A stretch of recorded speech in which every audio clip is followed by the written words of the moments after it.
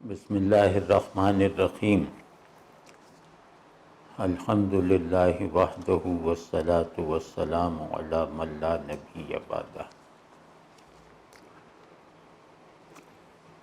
آج ہم ایک ایسے صاحب کی شاعری پہ گفتگو کا آغاز کریں گے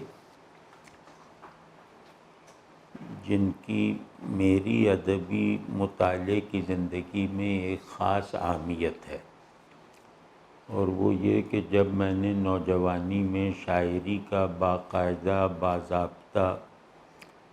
اور مربوط مطالعہ شروع کیا تو پہلے ہی مرحلے پر احمد مشتاق صاحب کی شاعری پڑھنی بھی نصیب ہوئی، اور میرے لیے وہ ایک بہت دلچسپ تجربہ تھا، اس لحاظ سے بھی کہ مجھے ان کے بہت سے شعر یاد ہو گئے تھے، اور اس سے پتہ چلتا ہے کہ ان کی شاعری میں یاد ہو جانے والی صلاحیت زیادہ ہے۔ یوں کہہ سکتے ہیں کہ ناصر کاظمی کے علاوہ ان کے معاصر شعراء میں، اس زمانے کے شاعروں میں جس کے شعر مجھے سب سے زیادہ یاد تھے وہ احمد مشتاق تھے، اور ان کی پہلی 2 غزلیں جو میں نے پڑھی تھیں وہ پڑھتے ہی گویا یاد ہو گئی تھیں کہ ہاتھ سے ناپتا ہوں درد کی گہرائی کو، یہ نیا کھیل ملا ہے میری تنہائی کو، دل ہے نئے رنگی یہ حالات پہ حیراں اب تک، اتنی سی بات بھی معلوم نہیں بھائی کو۔ تو اسی طرح اس نے کہا کہ میری پڑھائی کا وقت ہے، یا یہ میرے مکان سے دریا دکھائی دیتا، یہ سب غزلیں مجھے یاد ہو گئی تھیں۔ تو جس شاعر کی شاعری حافظے کو بھی مسخر کر لے وہ چاہے آپ نہ خواہی نہ خواہی محبوب ہو جاتا ہے، کیونکہ حافظہ اگر ایکٹیو حالت میں ورک کیے بغیر کسی کے کلام کو محفوظ کرنے پر مجبور ہو جائے، مائل ہو جائے، تو صاحب کلام سے محبت یقینی ہے، فطری ہے۔ تو میرا ان کے ساتھ یہ تجربہ ہے کہ میری ان سے ملاقات کوئی بھی نہیں ہے، کوئی ایک بھی نہیں ہے، دیکھا ہے میں نے 2-4 مرتبہ انہیں، لیکن ملاقات کوئی نہیں ہے، لیکن دیکھے ہوئے لوگ محبوبوں کی اکثریت کے مقابلے میں اس اندیکھے پن کے باوجود محبت ان سے بہت ہے۔ تو ایک تو یہ جیسے ایک ذاتی بات کی، باقی یہ کہ احمد مشتاق صاحب کی شاعری کا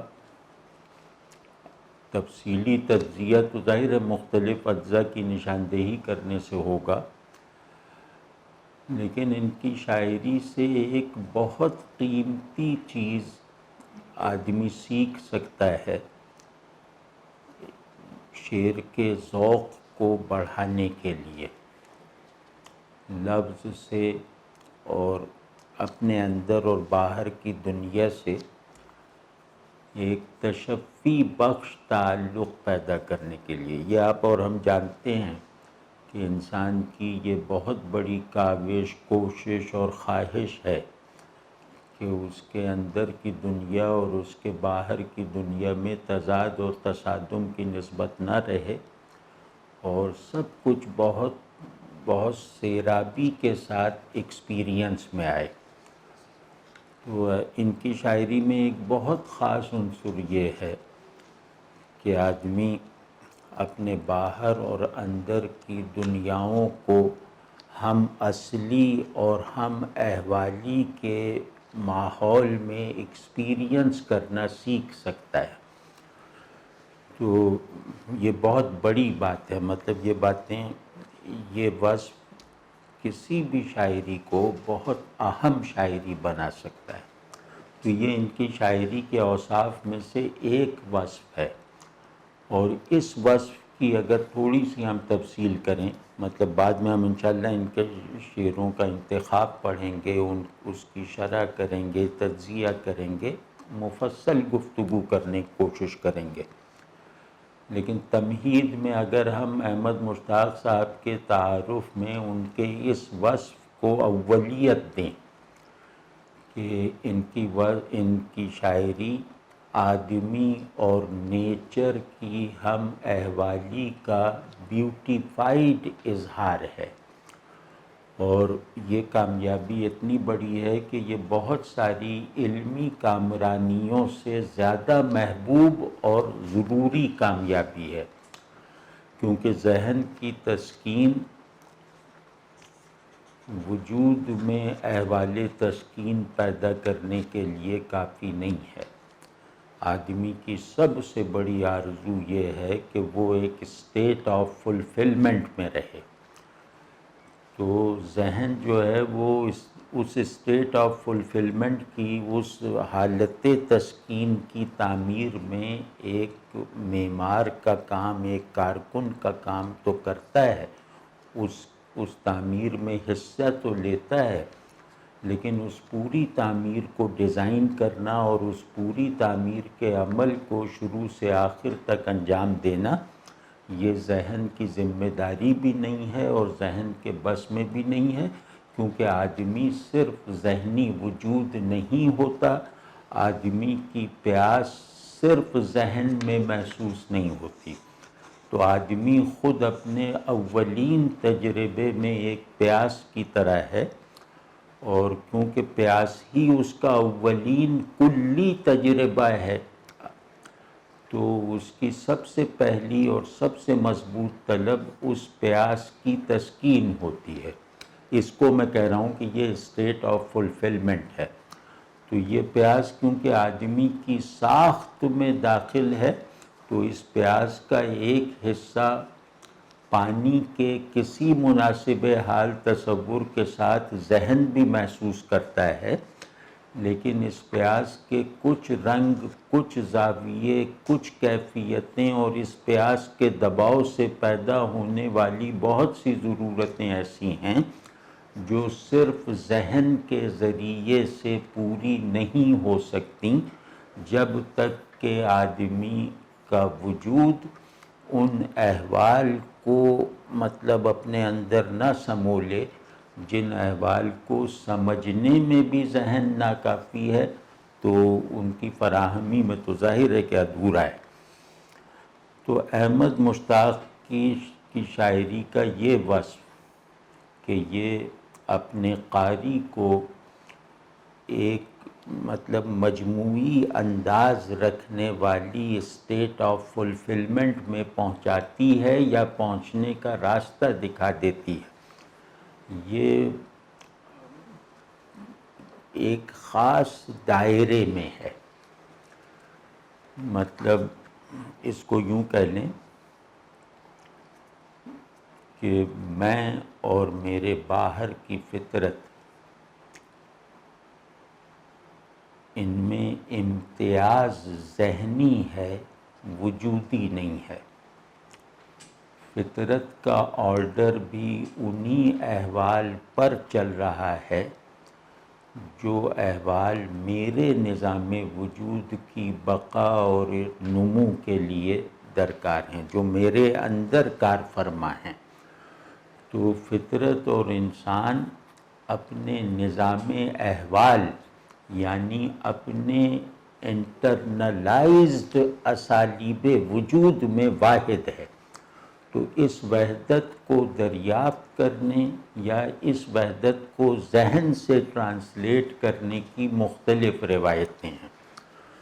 تو ان میں ایک روایت جو اسٹینڈرڈ روایت ہے وہ یہ ہے کہ فطرت اور انسان دونوں ہم نظام ہونے کی حالت میں ایک ٹرانسینڈنٹ اصول اور حقیقت کے تابع ہیں، یعنی ان دونوں آرڈرز کو ہم آہنگی کے ساتھ جو قوت چلا رہی ہے وہ قوت ان دونوں سے ماورا ہے. ان دونوں آرڈرز کو کے چلنے کے جو نتائج مقصود ہیں وہ نتائج بھی ان دونوں آرڈرز کی ڈومین سے باہر ہیں. واضح ہے نا؟ تو اس کو ہم کہتے ہیں کہ فطرت اور انسان کو ایک ٹرانسینڈنس کے پرسپیکٹو سے دیکھ کر ایک ثابت کرنا یا ایک دیکھنا اور دکھانا، یہ وہ روایت ہے جس کو مثال طور پہ عرفانی روایت کہیں، مابعد الطبیعی روایت کہیں، صوفیانہ روایت کہیں. کیونکہ یہاں اس روایت کا بنیادی ترین تصور یہ ہے کہ آدمی ہو یا اس کے باہر کا عالم فطرت، یہ دونوں بذات موجود نہیں ہیں بلکہ ایک ٹرانسینڈنٹ وجود کے مظاہر ہیں. ان مظاہر میں امتیاز یہ ہے کہ انسان حقیقت وجود کا فعال ایکٹیو مظہر ہے اور فطرت پیسو مظہر ہے. تو فرق ان کی شناخت اور مرتبے میں ہے، ان کے اندرونی احوال میں نہیں ہے. ٹھیک ہے نا؟ انسان ایکٹیو مظہر اس لیے کہ وہ ذہن بھی رکھتا ہے، شعور بھی رکھتا ہے. انسان نظام ہدایت پر اس کا میکینزم چل رہا ہے، اس کا نظام فطرت پہ چل رہا ہے، نظام تخلیق پہ چل رہا ہے، وغیرہ وغیرہ. اس کے امتیازات کے اسباب مختلف ہیں. تو احمد مشتاق کی شاعری اس روایت سے تعلق نہیں رکھتی. یہ جیسے اس روایت میں صورت اور حقیقت کی ایک بائنری اپوزیشن ہے جو ہم آہنگ بھی ہے، متصادم بھی ہے، وہ ان کے یہاں نہیں پائی جاتی. ان کے یہاں صورت کا ایکسپیرینس حقیقت کے علم کا سبب نہیں ہے. صورت اپنے وجود میں کوئی علامت، کوئی سائن، کوئی انڈیکیٹر نہیں ہے، بلکہ صورت خود ایک منزل اور ایک مکمل اور مستغنی حال ہے. تو انہوں نے گویا روایت میں جو انسان اور فطرت کو چلانے والا ایک پرنسپل آرڈر اور اس کی پوری اسکیم ہے، اس سے تعلق نہیں رکھا. انہوں نے چیزوں کو محض ایک نیچرل، ایک ورجن ہیومن آرڈر میں دیکھا ہے، اور خود انسان اور فطرت کو کسی ماورائی اصول یا حقیقت کے مظاہر کی حیثیت سے دیکھنے کی روایت سے فاصلہ رکھا ہے. تو اس میں مطلب اگر احمد مشتاق صاحب کی اس روایت کو فوکس کیا جائے تو اس میں ایک خطرہ یہ ہے کہ اس روایت سے بڑے معانی اور بڑے احساسات نہیں پیدا ہو سکتے. تو جو اس روایت میں پیدا ہوتے ہیں وہ اس روایت میں نہیں ہو سکتے، اور ظاہر ہے کہ اس کا احساس انہیں خود بھی ہے. تو انہوں نے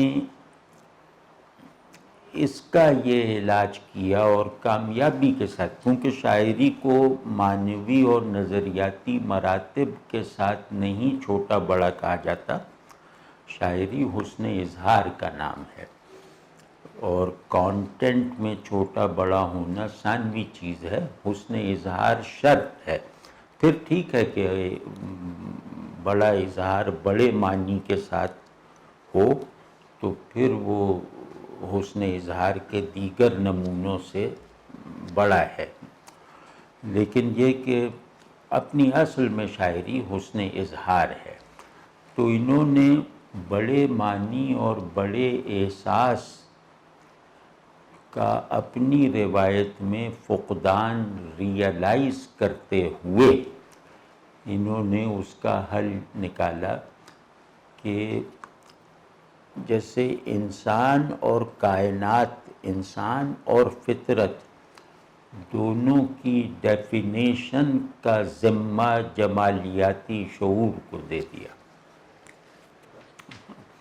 مطلب یہ جمالیاتی شعور کے اصول، اس کے حاصلات، اس کے بالکل بلٹ ان پرسپیکٹیوز میں انہوں نے خود کو محدود رکھا، اور پھر جمالیاتی شعور کے اصول کو، یعنی بڑے اصول کو، ایک خود مختار اور بالکل ڈیٹیچڈ حالت میں انسان اور کائنات کی وحدت پر اپلائی کر کے دکھایا، اور اس اپلیکیشن یا اس وحدت کے تجربے سے پیدا ہونے والے تصورات اور احساسات کو بیوٹیفائی کر کے انہیں قابل قبول بنایا، اس طبیعت کے لیے بھی، اس ذہن کے لیے بھی جو ان سے مختلف اس قدیم روایت کا پروردہ ہے۔ واضح ہے نا؟ تو اصولی بات یہ ہے کہ احمد مشتاق صاحب کا جو شعری کارنامہ وہ یہ ہے کہ انہوں نے صورت کو حسن کی تحسین، حسن کے ایکسپیرینس، حسن کے فہم کے لیے کافی سمجھا۔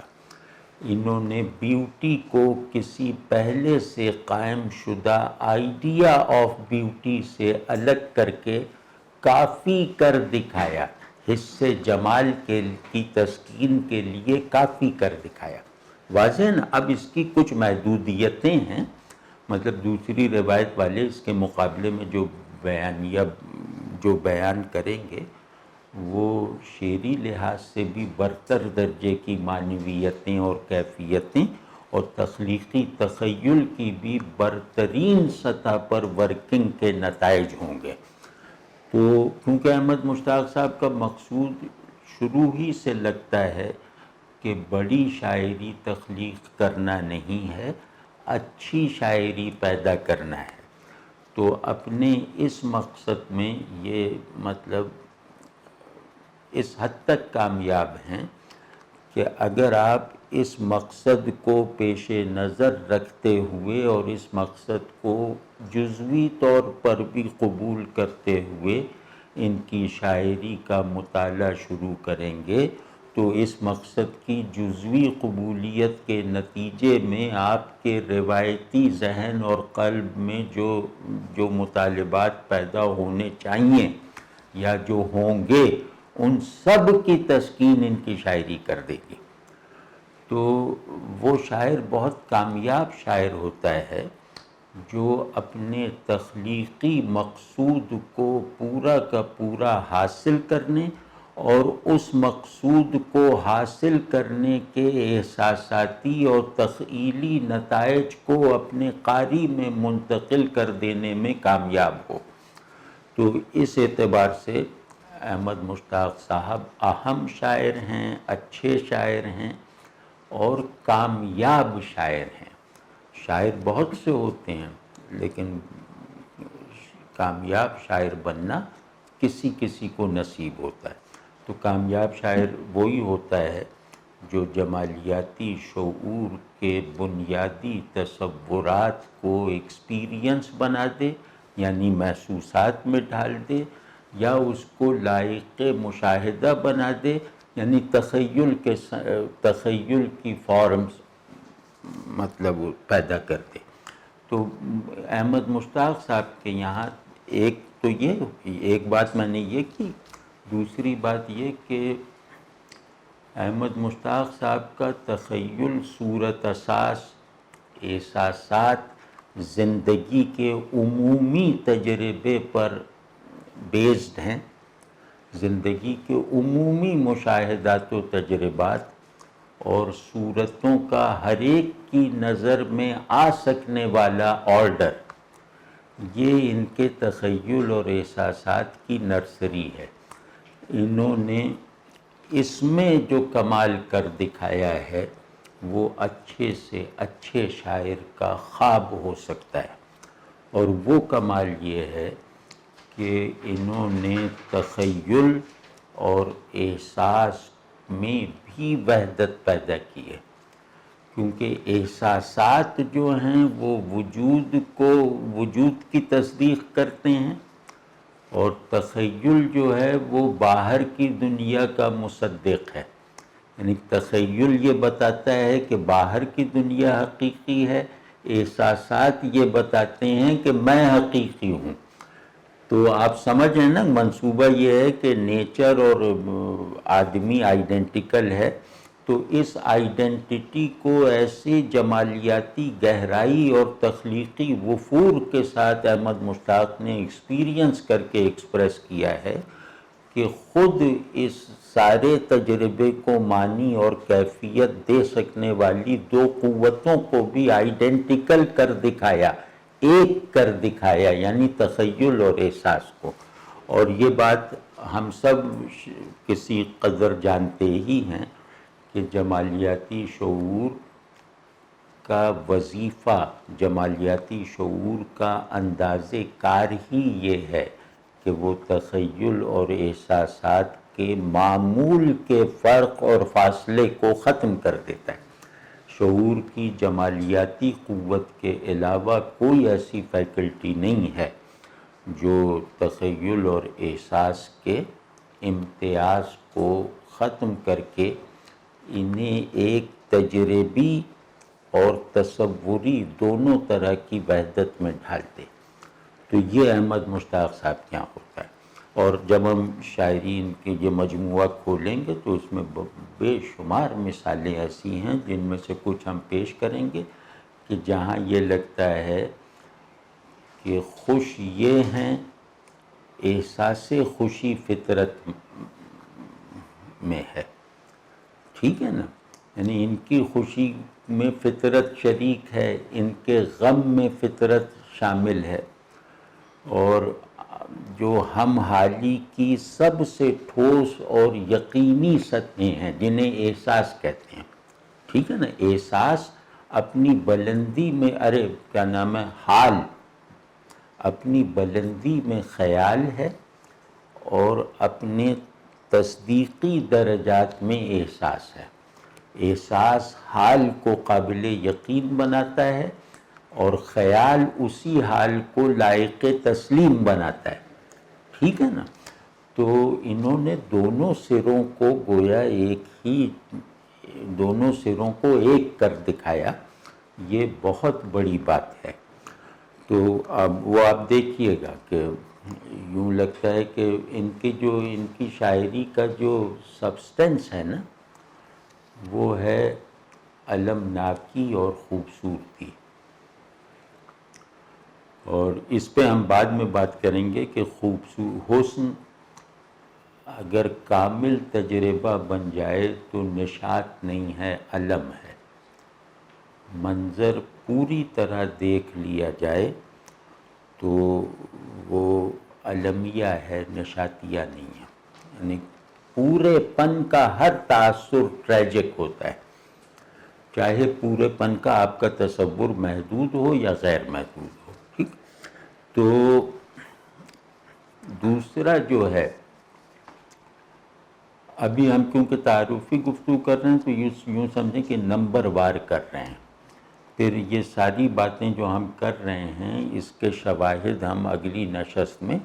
ان کی شاعری سے دکھائیں گے انشاءاللہ۔ دوسرا یہ کہ تھوڑا سا پیچھے جا کے دیکھیں تو مثال طور پہ 60 کی دہائی، 60، 61، 62، 64 میں شاعری کا زور آج کے مقابلے میں بہت زیادہ تھا، بلکہ یوں لگتا تھا خصوصاً لاہور شہر میں کہ یہاں شاعروں کو اپنے ذوق حیات کے مطابق زندگی گزارنے کی ایک بڑی اسپیس حاصل تھی۔ تو لاہور اس معاملے میں بالکل جیسے مملکت شاعری کا دارالخلافہ، تو یہاں مطلب ہر شاعر اپنی شاعری اور اپنی زندگی کے میں فاصلہ رکھے بغیر سہولت سے رہ سکتا تھا۔ ایک بوہیمینزم کی بھی گنجائش لاہور شہر میں تھی، گنجائش ہی نہیں، رعایت نہیں، بلکہ ایک وقت تھی، ایک تعظیم تھی۔ تو لیکن خیر اب وہ ماحول نہیں رہا۔ تو اس وقت کچھ شاعر تھے جن کے مجموعے آئے، اور ان مجموعوں میں بڑی انفرادیت تھی. میں سمجھتا ہوں کہ تقسیم ہند کے بعد اردو غزل، ابھی ہم کیونکہ احمد مشتاق غزل گو ہیں، تو اردو غزل کی روایت میں ہمارے یہاں سن 60 کے بعد کا جو اشرا ہے وہ اس لحاظ سے بہت اہم ہے کہ اس میں مختلف شاعرانہ انفرادیتوں نے ظہور کیا. تو اس میں کچھ مجموعے ایسے سامنے آئے جنہوں نے یوں سمجھیں کہ اردو غزل کو ایک تازہ معنوی اور کیفیاتی سیاق و سباق فراہم کر دیا. تو مطلب وہ تازہ سیاق و سباق یہ کہ ان لوگوں نے غزل پر ایک خاص طرح کا اردو پن مسلط ہو گیا تھا، اس تسلط کو توڑ دیا اور غزل میں ایک نئی لسانیاتی، ثقافتی، نفسیاتی فضا اس طرح داخل کر دی کہ نہ صرف یہ کہ غزل کی اپنی جمالیاتی استعداد اور سماعی میں اضافہ ہوا، بلکہ خود اردو زبان کو بھی مقامیت کے پنجرے سے رہائی ملی یا رہائی ملنے کا آغاز ہوا. اور یہ سارا کام بیشتر لاہور میں ہوا. تو اور مطلب اردو میں مقامیت کے عنصر کو ایسا مغلوب کر دیا گیا اور اس کے نتیجے میں کچھ ایسی وسعتیں اردو زبان کو بھی اور غزل کو بھی دونوں کو حاصل ہوئیں جس میں مطلب تخیل کی پرواز کے لیے بھی خاصی اسپیس موجود تھی. اور جو مطلب لفظ کے وہ تخیل کو اگر لفظ کے معروف معنوی حدود اور مروج احساساتی قیود تک محدود اور محبوس کر کے رکھ دیا جائے تو پھر تخیل مرجھا جاتا ہے، سکڑ جاتا ہے.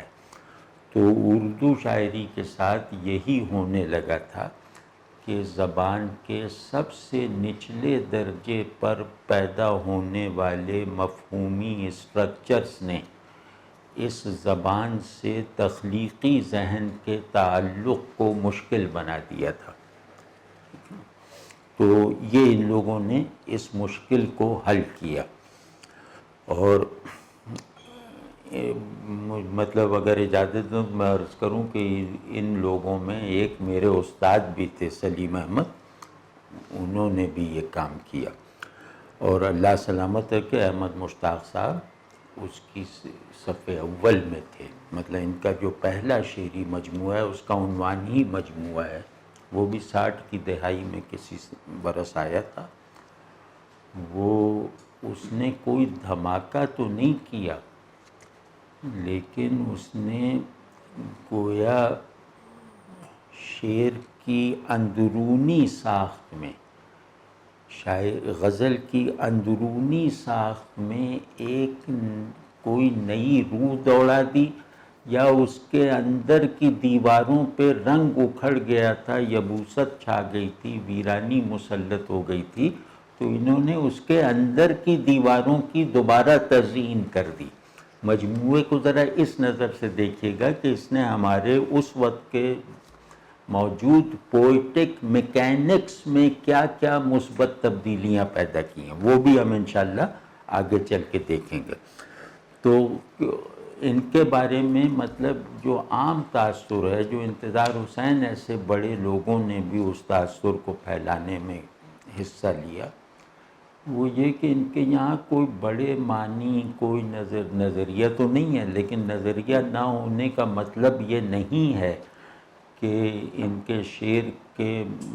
سے نکلنے والے معنی میں تہداری نہیں ہے، ان کے تخیل سے بننے والے منظر میں کوئی ٹرانسینڈنس نہیں ہے. ایسا بالکل نہیں ہے. مطلب انتظار صاحب اس بات پہ انہیں شاباش دیتے ہیں جس پر خود انہوں نے بعد میں عمل کرنا چھوڑ دیا تھا کہ ان کے یہاں پانی پانی ہی ہے، وہ کوئی آب زمزم یا وندھیاچل کا پانی نہیں ہے، اس کی کوئی علامتی حیثیت نہیں، وہ بس عام پانی ہے. اس پانی کو انہوں نے اپنی مطلب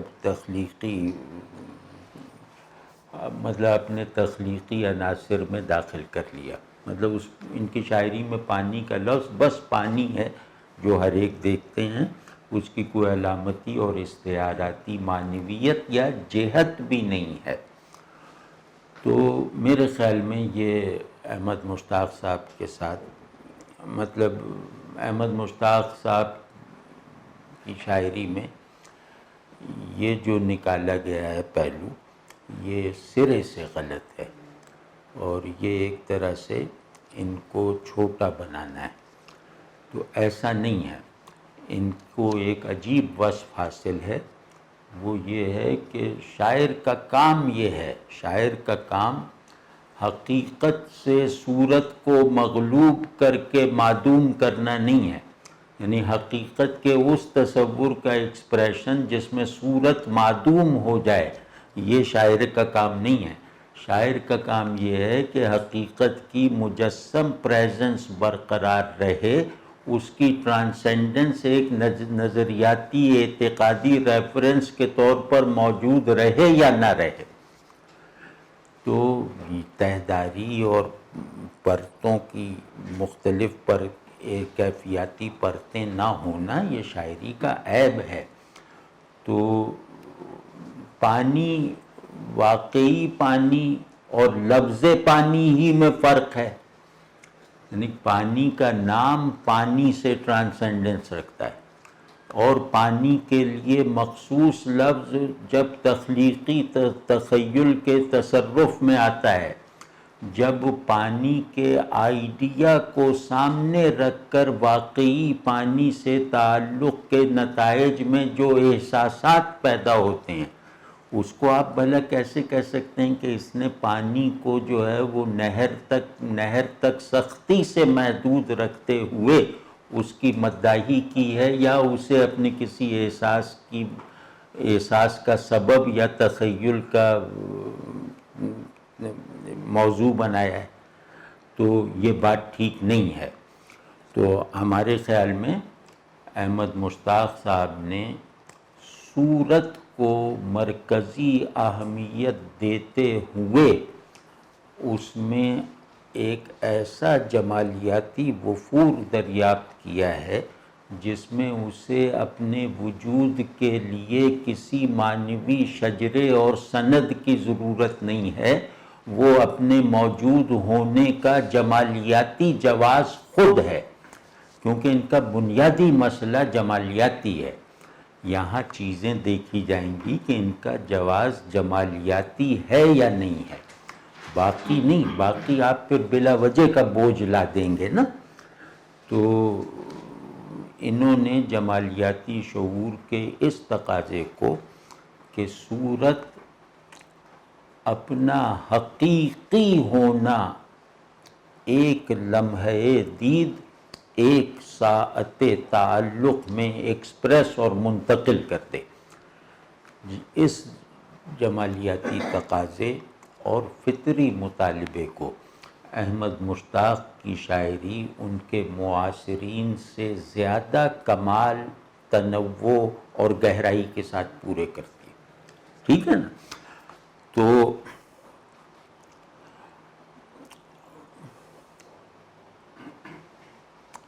تیسری چیز جس کو پس منظر میں رکھنا ضروری ہے وہ یہ ہے کہ ان کے یہاں ایک طرح کی پیورٹی بہت ہے۔ پیورٹی کا مطلب یہ ہوتا ہے کہ ان کو سب سے زیادہ، جیسے ان کا جو جمالیاتی شعور یا احساس ہے جس نے ان کی شاعری کو خلق کیا ہے، وہ جمالیاتی شعور پولیوشن کو برداشت نہیں کرتا۔ اگر مجھ سے کہا جائے کہ احمد مشتاق کو، مطلب شاعر احمد مشتاق کو کس چیز سے سب سے زیادہ نفرت ہے، تو میں کہوں گا پولیوشن سے، ملاوٹ سے۔ اور کس چیز سے سب سے زیادہ محبت ہے، تو میں کہوں گا کہ اس پیورٹی سے جس کو اینڈ لیسلی بیوٹیفائی کیا جا سکے، کیونکہ بیوٹیفیکیشن ملاوٹ زدہ چیز کو خوبصورت نہیں بنایا جا سکتا۔ تو چیزوں کو فارم اپنی اوریجنل صورت میں جو ہے وہ بیوٹیفائی ہو سکتی ہے. ملاوٹ کا شکار ہو کر کوئی بھی صورت محتاج ہو جاتی ہے کہ اسے خوبصورت بنانے یا ثابت کرنے کے لیے دیگر چیزوں کی اجازت یا مدد لی جائے. تو یہ چیزوں کو اس طرح دیکھتے ہیں کہ یہ ہر چیز، ہر فارم گویا جمالیاتی شعور کی کلی تسکین کر سکتی ہے. یہ ان کو پڑھنے سے پہلے ذہن میں رکھنا چاہیے. اس وجہ سے ان کے یہاں خوبصورتی کے جزیرے بنتے ہیں، زنجیر نہیں. یعنی ان کے جو خوبصورت آبجیکٹس ہیں وہ جزیروں کی طرح ہیں، زنجیر کی کڑیوں کی طرح نہیں ہیں. تو خیر یہ بھی ذہن میں رہے. تو یہ تھوڑا سا میں ایک شخصیت پہ ایک بات کر لوں جو ان کی شاعری کے فہم میں معاون ہو سکتی ہے. وہ یہ کہ یہ کم آمیز آدمی ہے. اب میں ان کے بارے میں جو معلومات بھی رکھتا ہوں سنی سنائی رکھتا ہوں ان کی شخصیت کے بارے میں. تو جو سنا ہے وہ یہ کہ یہ شروع سے ہی کم آمیز آدمی ہیں، اور اس کم آمیزی کی وجہ سے ان کا حلقہ احباب بھی محدود رہا ہے. جب یہ لاہور میں تھے، پارٹی ہاؤس لاہور کا بڑا مرکز تھا ادیبوں شاعروں کا، اور ہم کراچی میں رہتے تھے تو کراچی والے اگر لاہور کے سامنے کسی احساس کمتری کا شکار ہوتے تھے تو اس کا بڑا سبب یہاں پارٹی ہاؤس کا ہونا تھا. تو ورنہ کراچی والے لاہور کے سلسلے میں بہت ایروگنس رکھتے تھے کہ یہ قصبہ ہے اور یہ فلاں جمع، لیکن پارٹی ہاؤس کا ذکر آنے سے کراچی والے جیسے مرجھا جاتے تھے، یا تو حسد محسوس کرتے تھے یا رشک محسوس کرتے تھے. تو یہ پارٹی ہاؤس میں مستقل بیٹھنے والوں میں سے تھے نوجوانی سے، اور ان کا حلقہ احباب محدود سا تھا کہ ناصر کاظمی تھے، انتظار حسین، محمد سلیم الرحمن، اور ان کے ایک جونیئر تھے سہیل احمد خان، وہ بھی کمال کے نقاد اور بہت خوبصورت شاعر تھے، مرحوم ہو گئے، اورینٹل کالج میں پڑھاتے تھے. ان سے میری کہہ لیں کہ بہت ملاقاتیں تھیں. تو یہ ان لوگوں میں ناصر کاظمی اور انتظار حسین ان سے خاصے بڑے تھے، سینئر تھے. محمد سلیم الرحمن غالباً ان کے برابر کے ہوں گے، اور سہیل احمد خان ان کے جونیئر تھے، چھوٹے تھے ان سے. تو یہ اپنی طبیعت میں بہت وزادار آدمی ہیں. ایک تہذیبی وزاداری ہوتی ہے نا. آپ یوں سمجھ لیں کہ ایک لاہوری تہذیب، فرض کی ہم اس فریز کو اگر ہم استعمال کر سکیں تو ایک لاہوری تہذیب، اس کا مطلب ہے کہ لاہور کا نظام تعلق اور لاہور کے میں مروج آداب تعلق، لاہوریوں کی نفسیات تعلق اور اس کا عملی اظہار. تو وہ سینئر جونیئر کے فرق مراتب پر، ادب آداب پر قائم تھا. تو اس میں چھوٹے کا ذہن اس طرف جاتا ہی نہیں تھا کہ میں اپنے اس بڑے سے اس اعتبار سے منفرد ہوں.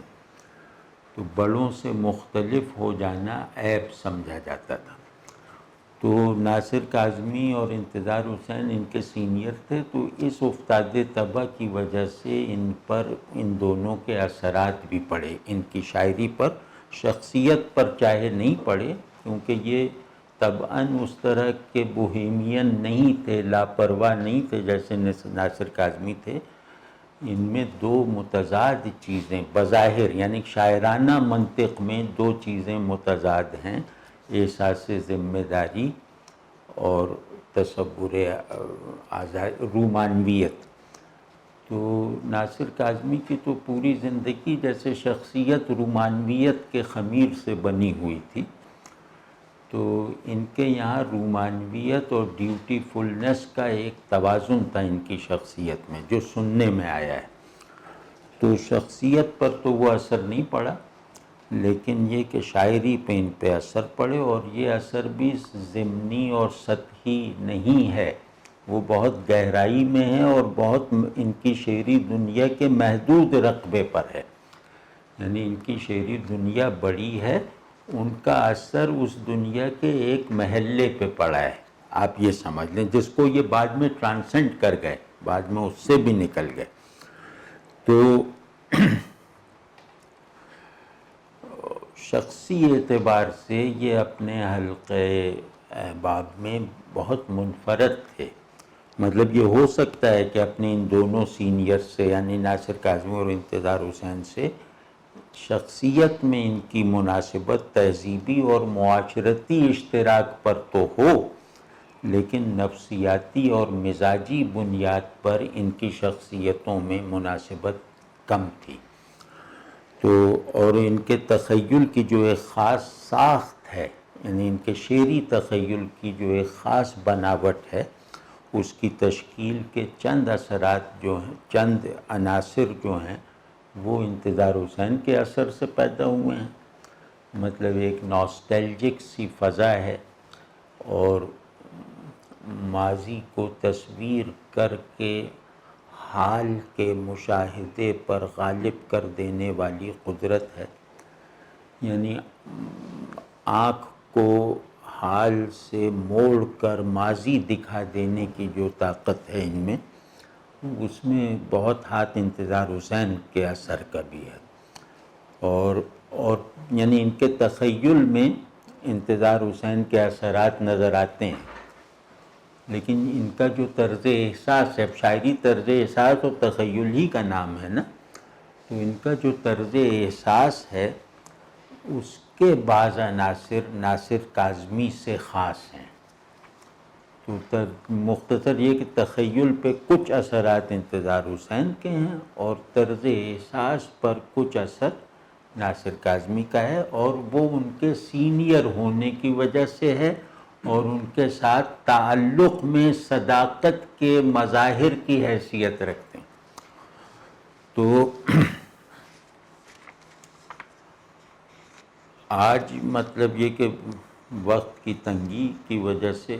آج کی نشست یہاں ختم کرتے ہیں، اگلی نشست میں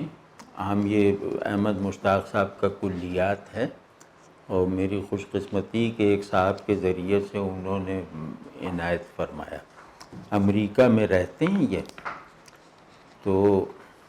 پھر اگلی نشست میں یہ کتاب کھول کے اس کے منتخب اشعار کا تجزیہ کریں گے، اور ان کی شاعری کے مجموعی مزاج کے جو ضروری عناصر ہیں وہ میرا خیال ہے میں نے عرض کر دیا۔